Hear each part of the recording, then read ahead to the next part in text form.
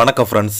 இந்த வீடியோவில் நம்ம என்ன செய்தி பார்க்க போகிறோம்னா, நடிகர் டெல்லி கணேசன் இன்று அவருடைய பிறந்த நாள். அவரை பற்றி நினைவுகள் சில செய்திகள் சோசியல் மீடியாவில் வெளியாகிருக்கிறது.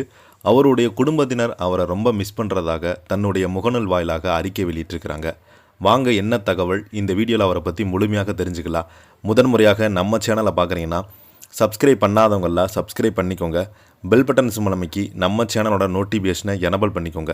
நாங்கள் போடுற வீடியோ எல்லாமே உங்களுக்கு உடனுக்குடனே வந்து சேரும். வாங்க என்ன தகவல்னு பார்க்கலாம். டெல்லி கணேசன், நெல்லை கணேசன் டெல்லி கணேசனான கதை இந்த வீடியோவில் பார்க்கலாம்.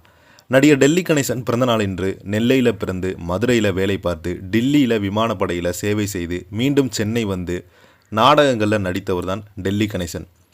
காத்தாடி ராமமூர்த்தி உதவியாளர், டௌரி கல்யாணம் என்ற நாடகத்தில் பாலச்சந்திர அறிமுகமான பட்டின பிரவேசம் என்ற படத்தில் முதல்ல நடித்தார். அவர் நடிப்பு, டயலாக்கு, பேச்சு வித்தியாசம் இருக்க அவருக்கு வாய்ப்பு தேடி வந்தது.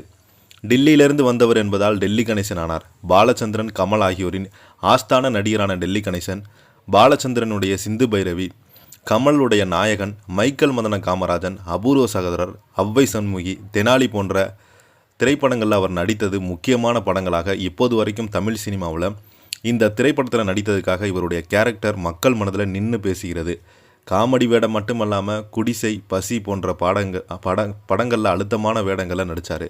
இந்த படங்களுக்கு அவருக்கு விருதும் பெற்றது. இயல்பான பேச்சு, கொஞ்சம் கிண்டலான டயலாக், அப்பாவியான உடல் மொழி, வயதுக்கு மீறிய வேடம், பக்கத்து வீட்டிற்காரர் போன்ற தோற்றம் போன்ற டெல்லி கணேசனுடைய பலம்.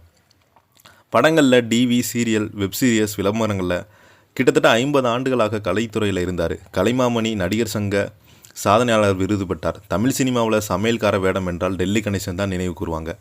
ஆஹா, புன்னகை மன்னன், மைக்கேல் மதன காமராஜர் போன்ற படங்களில் சமையல்காரராகவே வாழ்ந்திருப்பார்.